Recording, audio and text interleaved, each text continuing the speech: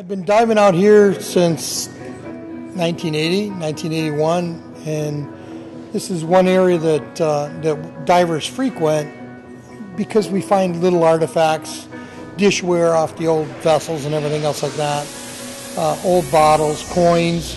One of my divers wanted to know, he wanted to test that. He says, you're always talking about this in class, can you show me what you do? And we were out on our second dive of that day after we found a couple old bottles, turn of the century bottles. And while I was down there, I came across a bottle and I looked and it was corked and it was dry inside.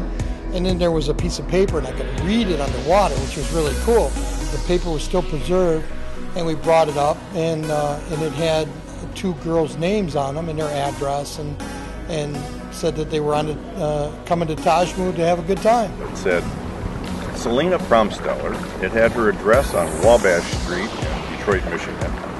And Tilly Esper, her address on Maybury Grand in Detroit, Michigan. And then underneath that it was written, having a good time at Tashmoo. If it wasn't for Dave Leander, who actually brought a group of people here to Harson's Island, to the marina, to dive, if it wasn't for Dave finding the bottle in the water, we would never have that history in our hands. We have one diver, his name is Mike Brodzik. Him and his family actually went and they did genealogy on the two girls. They found out where they lived. They found out, how old they were. They were 18 and 21 years old at the time. So Bernard says, well, we'd like to exhibit it. And we said, yeah, sure, Next thing I know, it's in a glass case. It has felt ropes around it, and it's centerpiece to their Tashmoo days. So I go, oh, that's really nice. It's really good. Dave found the bottle, but Pam Leander has taken what Dave has found, and with Bernardo Licata, they have brought it to a whole new level and have developed the Tashmoo days around the message in the bottle. My wife Pam has actually ran with the ball. It just, and I really believe if she wasn't behind the drive of it, it wouldn't have expanded like it did.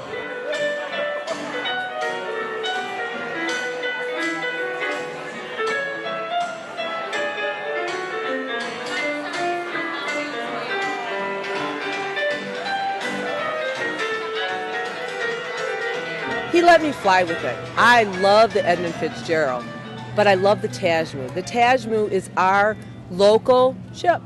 It's like the Titanic. It is the Edmund Fitzgerald. People follow that in November. But the Tashmoo is more like the Detroit, the Harson Island thing. And the Tashmoo was transportation back then. The economy here was flying. It was an amusement park. There was a merry-go-round going on. And the boats would put warehousing stuff, like food and supplies and stuff, and people would go visit their family, stop at all the hotels. This was a major resort island back then. The Boblo boat's connection to Tashmoo for me was that Captain Beatty on the Columbia, as a young man, sailed with Uncle Dan on the Tashmoo. And he knew me as soon as I walked up to him. Cedar Point, is one of the places that the young people go today. This was Cedar Point of that day. The young people have a shorter attention span.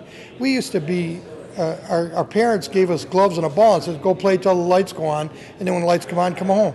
So it kind of reflects back on that day. There was a dance hall here on the island. There were numerous hotels that people would come and spend. This is where they came, and they would spend the weekend or spend a day. I knew there was a Tashmoo Park. I didn't realize that it was, owned by the White Star Line, that it was as opulent as it was, and could hold as many passengers as it could. The Espers, the Promstellers, the McAlpins, these families have merged. As a matter of fact, I went and had the picture taken with the daughter of one of the women in the note, and she now lives in a retirement home in Delaware. That's where I live. In 3 years, this Tashmoo Days has become a major event, I think, for Harson's Island. I gotta believe that this bottle has added to Tashmoo Days big time. When the story first broke of the bottle being found and it was an Esper, it really made my mom's day because she was in the nursing home, and about 2 weeks later she passed away, and she just was so excited because she had been researching the Esper family for years because of her mother was an Esper. So as it turns out, Tilly is a cousin. Her father and our great-grandfather were brothers, so she was my grandmother's cousin. We found this picture in one of the church history books of the school children in 1905. This is my grandmother, Genevieve Esper, and her cousin Tilly Esper is here, and these are the school children at St. Alphonsus School. Pretty cool to have them both in the same picture from 1905. And this is just a view of the Esper farm at about 1915, 1916, so right at the time that Tilly made her visit to Tashmoo. And I think the one in the center might be my grandmother, but this is the farm that was at Warren and Schaefer in Dearborn. My grandmother and Tilly were cousins, and the families spread out from there, and we really didn't have any contact with them, so now we're finding more cousins and relatives that we didn't know we had, so it's pretty cool. And we were just talking with Pat, one of the grandsons of Tilly, and he said without Pam being behind this, he wouldn't have met some of his cousins. So 2 years ago, he met some cousins that he had no association with before. The bottle has been a big deal with my family, and I'm going to say the whole Schaefer family. My grandmother, Millie Esper, she married into the Schaefer family. And she had, I believe, 9 or 10 kids. And so it's actually brought us Schaefers together, cousins that I've never met before, and if I met them, I don't even remember. It's been so many years. So we stay in communication through email now, and it's just been kind of a family-type reunion, and we've rather enjoyed it. Selina Pramsteller only had one daughter, and Selina died in 1958. Her daughter died in 2011. My husband was her nephew. My husband attended this 2 years ago with myself and all my family. Well, he passed away in September. In relation to Selina, I would be her great-great-nephew. She'd be my great-great-aunt. My grandpa was close with Selina's daughter. Her name was Betty. And she had died in 2011. I didn't know that Pramsteller, who that was. I didn't know that last name. And then come to find out it was Betty's mother, which was my grandpa's sister, I believe. I thought it was exciting. I thought the entire thing was great. It was. Do you remember the day that I brought the bottle over to show you guys? Yes, I do. Yeah, talk about that. It was quite unbelievable. And then Pam explained how the message was saved for all those years because it had been written in pencil and not ink. I love talking about the Tashmoo. I love talking about Selina and Tilly. She's talked to the captain, the last captain of the Tashmoo, which I believe was the guy that was driving the vessel when the girls were on it. The found bottle note is really remarkable for 100 years. And a lot of people, I think, weren't aware of what this used to be. It's all Cedar Point and everything else for them now. When they first found it a couple years ago, I read a story about it. Pam ended up getting in touch with me because she knew I had the medal that the American Legion gave to Captain McKelton.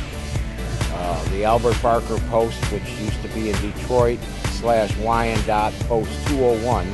My grandfather had 3 brothers.